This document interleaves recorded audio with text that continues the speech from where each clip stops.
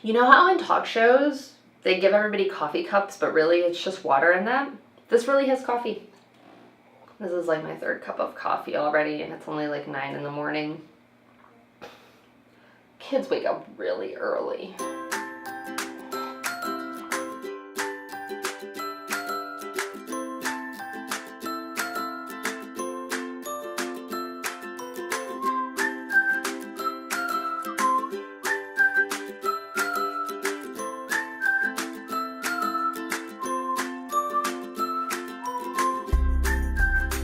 Hey everybody, welcome to episode 2 of the Yet Another Yarn podcast, or as I like to call it, the YAYCast. I am Gina. I'm coming to you from just outside Chicago, Illinois, where I live with my husband Tony and our 2 kids Zoe and Pete and our huge golden doodle Caesar. If you like this episode, if you enjoy what you see here, please hit like, please subscribe. It has been so encouraging to see the response that I've been getting, and it's been so much fun. If you would like to see more from me, please follow me on Instagram. My handle is @craftallthethings, all one word, and you can find me on Ravelry at gfiorito. It's GFIORITO. All this information will be linked down below for you so you can easily find me. I just wanted to say a big thank you to everyone who has so far liked or subscribed or commented on my video. I appreciate every single one. I have been blown away by the response. I did not expect any of this. I thought that maybe I'd get like 5 subscribers, and that would probably be my mom and my sisters and my college roommates. So thank you so much. Thank you to everybody who commented on my last video and answered some of my questions. I really appreciate all the pattern suggestions that everybody had. I've been looking at all of them. I think they look great, and I'm really excited to try and use a couple of them for one of my next projects. For today, my coffee mug of the episode is my I Can't Even coffee mug, which, like, that's life right now, right? Let's be honest. My husband actually gave me this coffee mug for Mother's Day, I think, maybe a year or 2 ago. He gave me a couple of coffee mugs because that's what I asked for. This is one of my favorites. I like to bust this one out when it's been an especially busy week. And coming up, you'll see why it's been an especially busy week. I thought I would start today's episode with a fun fact about me. So when I first learned how to knit, I was a crocheter first. Like I mentioned last time, I learned to crochet when I was really little, maybe 5 or 6 years old. My grandmother taught me. So I've been crocheting pretty much my entire life. And when I finally learned how to knit about 5 or 6 years ago, I think, I always held the yarn in my left hand like a crocheter does. And I didn't realize at the time that that's not how most people knit. I only recently came to find out that that style is called continental knitting when I tried to look up a bunch of tutorials on YouTube on how to do different stitches. And I was like, why does everybody hold the yarn in their right hand? And I was flabbergasted. I honestly did not realize that most knitters knit English style or knit with the yarn in their right hand. And I was just like, why do you do that? It looks like it would be so slow to just have to constantly move the yarn over. And then I realized that most people that do that actually flick the yarn, which looks really cool. And I tried it and I'm hopeless at that. That will never happen. Yeah, I am a continental knitter. And I feel like that really helps, actually. I feel like I'm a very fast knitter because of it. It does make purling a little trickier because you gotta do like a weird flippy thing. That probably looks really silly. You do a weird flippy thing with your left hand when you purl, but I feel like knitting, I'm just psh. I know a lot of people are trying to switch because I think English style knitting is really hard on your wrists. Not that continental knitting isn't, because any repetitive motion like this is going to be hard on your wrists. But yeah, I haven't noticed too many wrist issues being a continental knitter. So if you are also a continental knitter, please let me know because I feel so alone in the world. Maybe we should form a club, continental knitting club.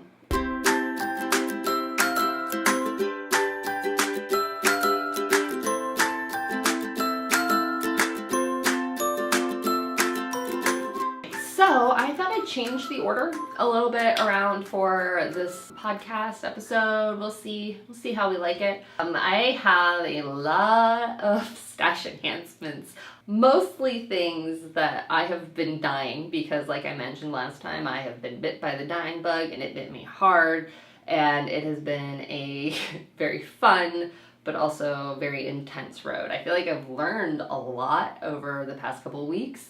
I've made a lot of mistakes, but I've also had some really cool stuff come out. I'm really excited to share all of that with you. First off, I wanted to mention that I went on a total pattern binge. I think it was last week. It was like 3 of my favorite designers hosted sales like all at the same time.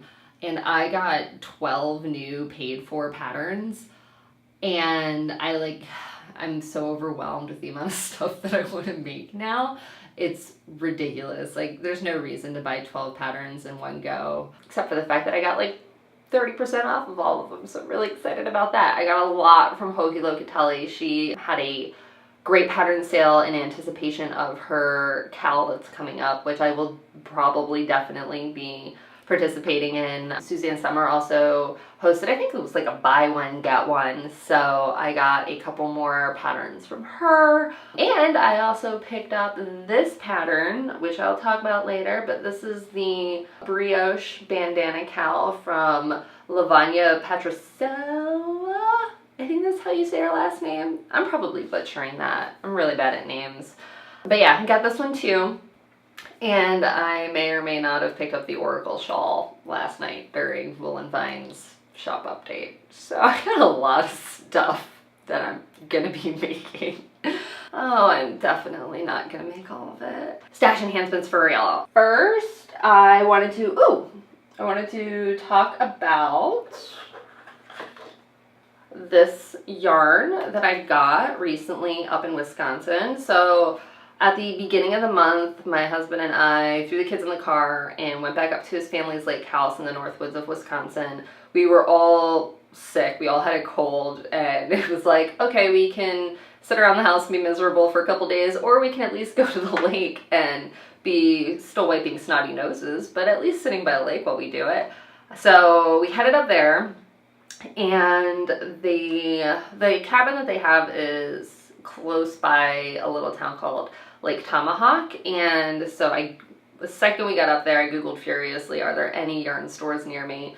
And there's a little town about 20 or 30 minutes away from the cabin. It's called Just Yarnin', which is an adorable store. It's in the town of St. Germain. So if you are up in the north woods of Wisconsin, or if you happen to be a fellow Chicagoan that vacations up there in the summer, go check it out. I was actually really impressed with the quality of everything that they had in this store. They had a great selection of really fabulous yarns, and when I went in, I actually asked if they carried any dyers that were specific to Wisconsin or the local area. And so the lady that helped me, who I believe was Kim, but I'm really bad at names, so it might not have been Kim, but she pointed me in the direction of a couple different yarn dyers that they carry that are Wisconsin based. So I picked this up. This is a skein from a company called 3 Irish Girls,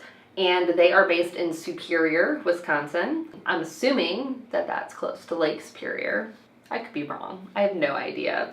I got this one because I just thought it was a lot of really pretty fall colors. So lots of reds and oranges and hints of green, and then this like really pretty dark blue that bleeds with everything and kind of just blends it all together really nicely. So I figured I want to try and make socks. I suck at sock knitting. It's like my nemesis. So like I mentioned, I have been dyeing like a crazy person. I've taken over our kitchen completely, which if you dye, you know how much of a process that can be, because I like have to clear literally everything off of our kitchen counters. I wipe everything down, and then the cleanup process is even more meticulous because I don't want to make sure that I'm not getting dye anywhere that we're like preparing food and things like that. I have to do it when the kids are asleep, so I can only do it during nap time and after they go to bed, and it's a thing. So I'm really excited to show you all the things that I've dyed because I am really, really happy with how a lot of it turned out. First up, I finished dyeing all of the yarn that I need for my Boxy Chevron sweater, which I will share with you guys in a little bit, my progress on that. So I finished dyeing all my skeins of Rorschach. That is, again, I don't know if I mentioned this last week, but I called it Rorschach because when I was like scattering all the black in the pan, you just kind of like sprinkle it, but the black just kind of hits the water and just like oozes out, and it looks like one of those cool Rorschach tests and one of the ink block tests. So that's how that name came to be. These two skeins came out perfectly. This one, I tried to do 3 at a time, which was probably ambitious. And this one came out a lot more gray, if you guys can see that. A lot more gray than the other ones. So I might actually just shelve this one, save it for a later project, and maybe try and dye one more that looks more like this. Or I might fade it. I haven't decided. But I'm really excited that I now have all the yarn, theoretically, that I need to finish the sweater. So there is a small chance that if I make it to Rhinebeck sweater, might actually get finished if I make it to Rhinebeck. So there you go. Right, so this next part of my stash enhancement isn't for my stash, it's for somebody else's, but I wanted to show it to you guys in this section. But first, before I do that, Dree, if you're watching this, I'm gonna need you to stop and don't finish this until you get a box in the mail next week. Thank you. So I have a really good friend, Dree, who is one of my college roommates from college a long time ago, and she has a birthday coming up at the end of the month, and she recently has gotten into knitting, and we nerd out about knitting constantly. Probably way more me nerding out about knitting, but that's beside the point. But I've been kind of collecting a couple of really funny ideas that I wanted to send her in like a little birthday package. So the first thing I found is her and her husband have 2 cats, and they are obsessed with their cats. And I found these little pins from Clever Clove. They're little cat pins. This one's a little cat that says, "Go away, I'm reading." She loves to read, so appropriate. This one's a little cat that's a unicorn, because why not? So I'll be sending her these little pins. I actually got one for me too, because they're so cute. And this one says "Fueled by Coffee," which could not be more appropriate for my life right now. So I'm going to be sending her some little cat pins. She's also obsessed with Halloween. Halloween's her favorite holiday. And I was like, I'm going to dye her Halloween yarn.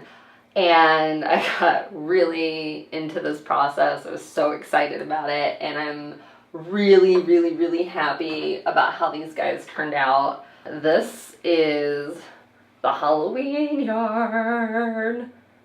So I decided to do 3 skeins because I thought that she really likes shawls and she wants to start knitting more shawls, and I thought that having 3 skeins of yarn kind of gives her a little bit more flexibility with what to do with them, so she can use them in a bunch of, so many shawl patterns out there that I feel like need 3 colors of yarn, like the Fade shawl or the Oracle shawl, which is totally up her alley. And so just to talk about a little one each individually, this one is going to be called Witch's Familiar. And I love, this one's my favorite that I dyed. I just had this idea that I wanted it to be inspired by like a black cat, how you kind of like see like in the dark if you've got a black cat and you see their little eyes shining and it's like little greens and yellows. I'm really happy with this. It took a couple tries to kind of get it as dark as I wanted. That's one of the things that I'm learning as I go for dyeing, is that I tend to be very light-handed with my dye, and I generally end up needing to like fire the pot back up and kind of over dye it a little bit. There's still a couple spots in here that are probably a little lighter than I would have hoped, but I think overall it turned out really good. I think it's going to knit up really cool. I feel like I might dye some extra of these, because even though I'm not a huge like fan of holiday specific yarn, we'll talk about that in a later episode. I feel like this would still make a really cool pair of socks. Again, my nemesis, because I have it in my head that I'm going to make socks, and then the yarn just stares at me and the socks never appear. This one is called Cat's Eye for the same reason. Dre loves cats. Black cats remind me of Halloween. And so this is just kind of like a bright chartreusey green, chartreuse? I mean, I know the word chartreuse is chartreusey, like an accurate description. I don't know. I'm just gonna make up the words now. So like a bright chartreuse green with these like little pops of yellow and little black speckles in it, just like a cat's eye. I feel like the contrast between the two of these is going to be really cool next to each other.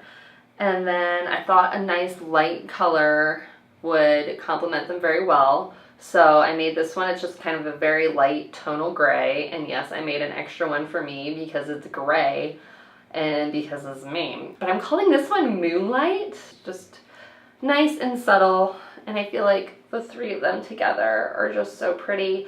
I did these on I think it's a 75-25 base, because I felt like that was probably the most versatile in case she doesn't want to make a shawl and she wants to make something else. I hope she likes them. Dre, I hope you're not watching and ruined your surprise.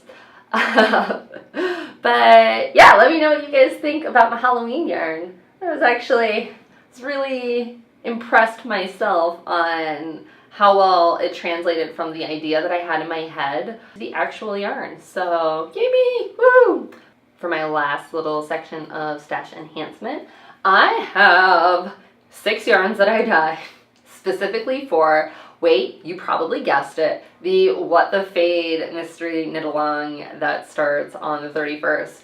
I have been watching so many people post their fades, and I was like, I want that so bad. And I had this idea. First of all, I told my husband, I'm gonna dye all the yarn for this mystery knit along. Like, that's my goal, is to use my yarn like as much as possible, so that way I can have really unique stories to tell about all the cool things that I make. And I was having a really hard time deciding on colors. I happened upon a People magazine article. I don't read like celebrity magazines. I don't really read magazines in general. So we are up at my husband's family's cabin, and there's just a bunch of magazines laying around from stuff that various family members brought up and left behind. And there's this People magazine article about, I think, Black China breaking up with Rob Kardashian, or however that situation happened. I have no idea. I didn't actually read the article, but the photo, like the lead spread photo, was really cool. I think it's probably in her house or something, and it's just like all purples and blacks and grays, and then they had like the graphic design in the article was like really complimentary. So I had like little pops of like aqua and yellow, and I saw the colors together kind of like as someone else was flipping through the magazine, and I was like, stop, I need to look at this for a second. So I took a picture of the color scheme, because I was like, this is really cool. I like purple. I wanted to experiment with some brighter colors because I'm typically a much more neutral person. I like grays. I like black and white, and I thought it would be fun to just like have a shawl that is just crazy colorful. And I tried to imagine like how I thought all of this could kind of play out in 6 different colorways that could fade into each other, and I have them. Here's my fade. So I will go through them one by one. Number 1 on the list is this one. But her name is Lucille. She's got all these little pops of pink and purple. Actually, so I only used purple to like lightly speckle this one, because I really wanted to start with a really light and subtle yarn. So I only used purple to speckle this one, but the purple that I used breaks really, really pink. It's kind of a little bit more pink than I anticipated, but pretty color of pink, so I'm not complaining. And I think it'll still look really nice in context of the entire shawl, so I'm not going to worry about it. But it's interesting. I mean, those are the kinds of things that you learn as you're dyeing, is how something can differ very greatly from how you expected it to look, and then how it comes out of the pan. This one is called Truth or Tabloid. This one kind of just incorporates all of the colors that I saw. There's some purples and blacks. There's a little punchy bits of aqua and yellow. Again, the purple bled a little bit into the yarn and kind of gave it a bit of a more pink haze. Still pretty, still gorgeous. So things that you learn as you go. This one's my favorite. I bet you can guess because it's gray. Ha ha ha. I'm calling this one Starlit. And it is just kind of a purpley gray base that's got lots of purple speckles, bright yellows, streaks that run through it. This one I'm calling Moment in the Sun because it's super, super bright yellow. I wanted all the yarns to have like a vague Hollywood reference in a way, just to kind of throw back to the original inspiration for this shawl. But this is just like a super saturated, bright yellow. And then I just threw some black speckles. I kept part of the yarn, maybe like about a third of it. I kept white, and then I just kind of speckled some black in there.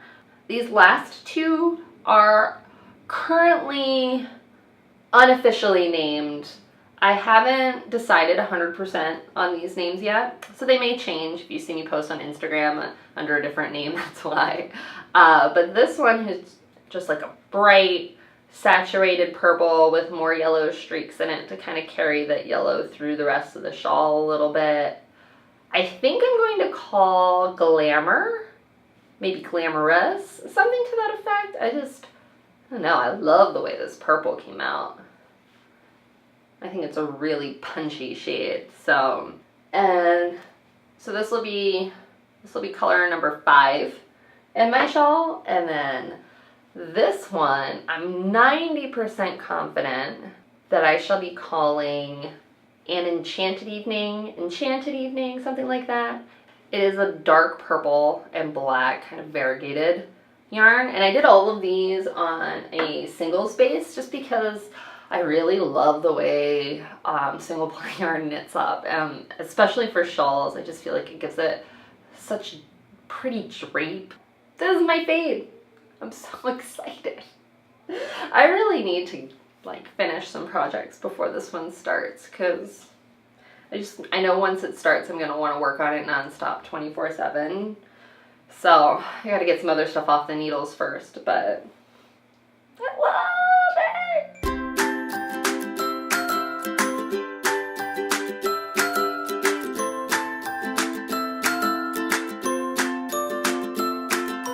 Alright, so this next segment is for my works in progress, and I have a few. I don't think as many as I had last time.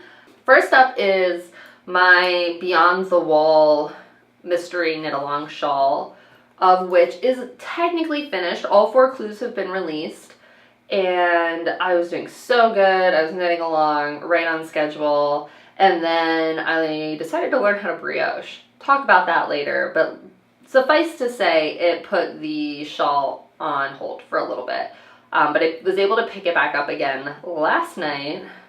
Last time I showed this to you guys, I think I was probably about right here. So this is through clue 3 and about halfway through clue 4. I've got, I think, just like 20 to 25 rows of just kind of like mostly stockinette stitch. I think there's like a slight pattern to it, but mostly stockinette. So I'm hoping against hope that I will have the time to finish this, especially before the What the Fade mystery knit along starts, because let's be honest, once that starts, all other projects will probably go to the wayside for a little bit. This is with the Fiber for the People yarn in Gotta Lava Moana Loa. I'm about ready to start my second skein for that. I love the way this is knitting up. It's so lovely.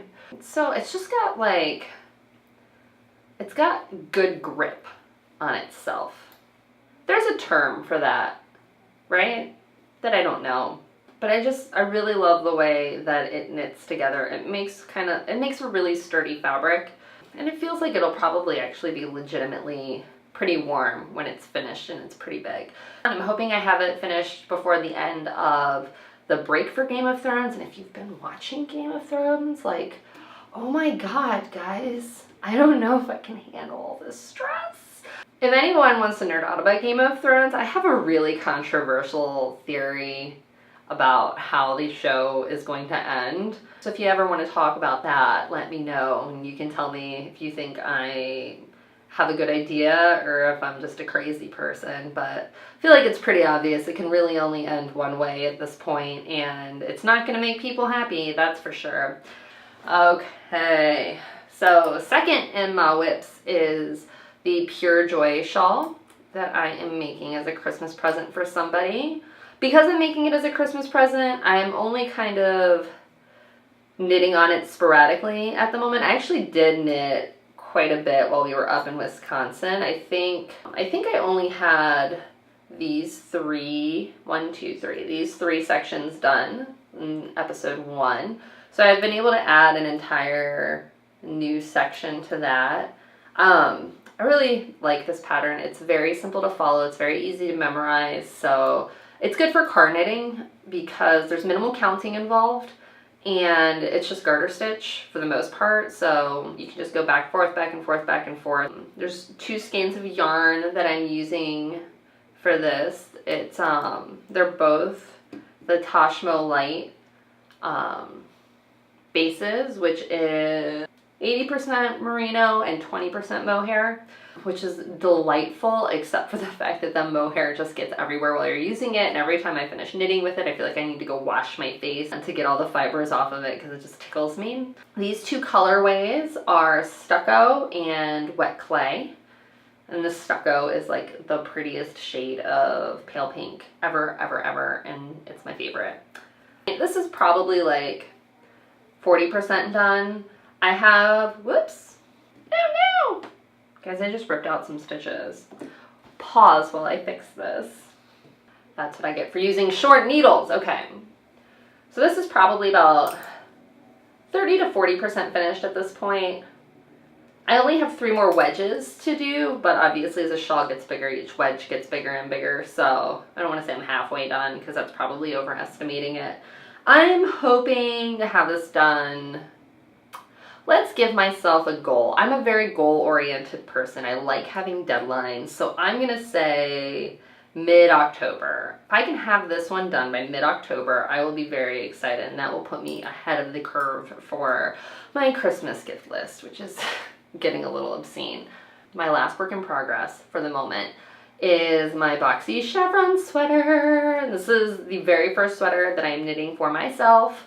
So I'm excited and super duper nervous, but I was able to finish both of the sleeves. What's really cool about this pattern is you knit the sleeves first, which is great because then you don't get stuck on sleeve island.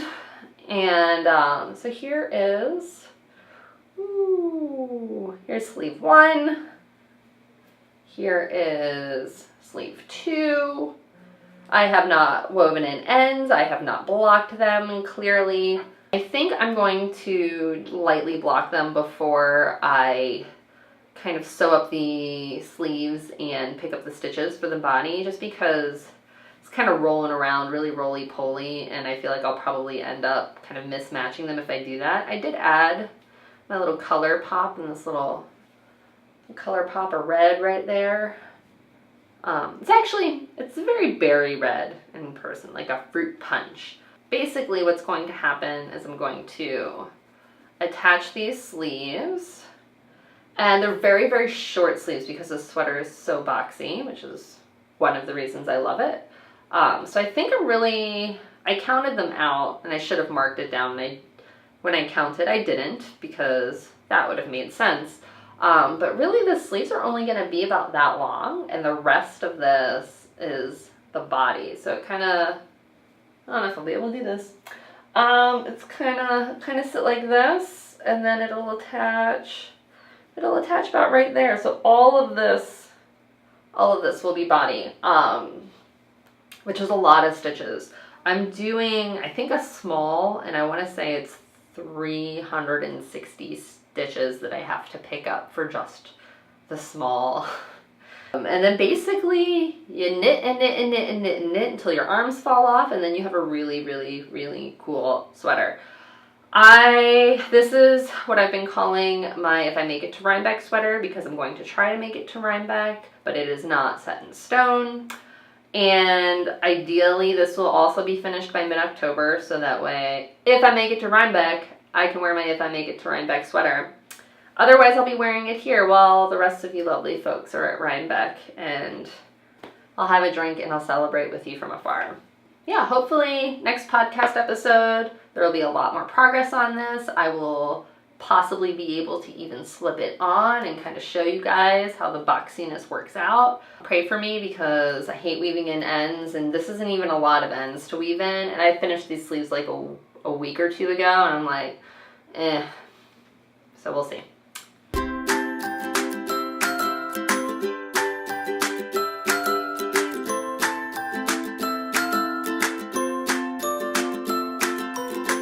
So my last official section for you guys is my finished object section, of which I'm wearing one. Again, I have started and finished an object without podcasting, so you're just gonna have to take my word for it that I finished this in between the last two podcasts. But I learned how to brioche, guys. I did it. I brioched the crap out of this thing. So this was one of my goals for the summer, was to learn how to brioche. It looked really, really intimidating, and you see all these really awesome patterns that use brioche, and I was like, ugh, I have a hard time using one color. Color work scares the bejesus out of me. I don't know how to manage all the yarn. So I kind of shied away from actually learning brioche, even though I bought a bunch of brioche patterns. And so finally bit the bullet to learn. I decided to use Lavagna Patricella's. Am I saying that right? Or it could be Patricella. I'm sorry if I'm saying your name wrong. I'm using Lavagna's. We're on a first name basis, me and Lavagna now, after using this pattern. I'm using Lavagna's fingering brioche bandana cowl pattern, and I used my yarn to make it. I was really excited to use my yarn, also terrified of using my yarn, because you never know once it knits up if you're gonna like it, or if you're gonna be like, oh, that wasn't what I thought it was gonna be at all. Let me take this off. Oof. Guys, I need a haircut. Okay, so this is the brioche bandana cowl. It's a little wonky right now. I literally finished it last night. I haven't blocked it yet, so all the stitches are still a little, I learned a lot with this pattern. First of all, this was a great first brioche pattern. If you haven't learned how to brioche yet and you're just looking for something to really get the technique down, but still want something at the end of it, I don't know about you guys, I really hate swatching. I do it for certain things. I didn't do it for this one. But I do it for certain things, but I wanted to be able to like have a finished project when I was done that I could show off. And so I thought the cowl looked very manageable and approachable. I had fingering weight yarn, which is why I did the fingering weight one. If you are just beginning and learning, I would maybe recommend the worsted weight one, only because it looks like it is a pretty fast knit. It's a really fast knit, but I still wanted it to be faster. I just kind of wanted that. I needed an instant gratification project, and it was, for the most part, that. It only took me about a week of working on it on and off to finish, but I probably would have appreciated it being a little faster. So if you want to learn how to brioche and you want a quick and fast project, try the worsted weight version of this cowl. I really liked it because it has you knit both in the round and flat for the pointed section down the bottom, so you get all of the skills that you really need for most brioche patterns. You also have to decrease down at the bottom, So that's another useful thing to know. I love the rhythm of brioche. I just feel like it's very calming and very soothing and a little bit more interesting than just traditional knitting. You kind of get a lot of variety, but without having to think about it, which was really nice. I love the colors. I love the way that this kind of came together. I used 2 of the yarns that I showed you guys last week that I dyed. Lady Glitter Sparkle, if you missed last week's episode, it was just a whole bunch of jewel tone speckles. And Ice Queen is a grayish teal that has darker gray streaks and like some bright teal pops. Both names were inspired of my daughter's love of animated movies. I'm sure you can, if you have kids, you know exactly what these references are. Again, fun things you learn when you dye. I thought that there was a lot more white space in this yarn than there actually ended up being. Got quite a pink base to it now, which looks really cool, especially in context of this cowl. I feel like it added some really cool contrast. I learned so much while I was doing this pattern. I had to start over like 4 times easily. And then once I got the rhythm and I got into it, I loved it. I've realized I hate joining things in the round. I feel like I can never do it cleanly, and I can always tell where the join is, and I don't know if everybody feels like that. Maybe I'm just being overly self-critical, or yeah, but like I feel like there's just, I don't know if you guys can even see that, but I feel like there's an obvious gap right there. So yeah, and also it's just awkward, right? It's awkward to manage. It's awkward to like keep your stitches from twisting. Joining in the round. What a crock. Anyway, so other than that though, I managed to do quite a bit of brioche surgery, and I feel like I am fully qualified to take on most brioche projects at the moment. I learned a lot about brioche structure when maybe about right here, ripped my needles completely out of the project. I wasn't paying attention. Word to the wise, knitting and drinking can lead to some very upsetting mistakes. So I was watching a movie with my husband, we were having a drink, I was determined to finish this, I'm knitting as fast as I can to get it done for today's episode, and I go to slide my needles, and I just went, was not paying attention at all. And I looked down and I saw all of these loose stitches and all of these yarn overs, and I was like, I'm done. I'm just not going to finish this. Brioche was a mistake. Clearly I can't do this. And then I decided that I would try to save it, and I would try one time to save it. And if I couldn't save it in one time, then I was just going to scrap and frog the whole thing. And it took over like an hour to pick up all the stitches and to fix the ones that had pulled out and to figure out where all the yarn overs were supposed to go, but I did it. I fixed the whole thing. So yeah, here's my finished cowl. Color-wise, I love it, but I'll probably save it for spring just because I feel like they're more springy colors anyway. Or I'll give it to my daughter, who's obsessed with all things pink and purple at the moment. And I think it would be really cute on a little kid too. What do you guys think? Very fun. Very fun project, very easy knit, very good for brioche beginners. If I can do it, you can totally do it.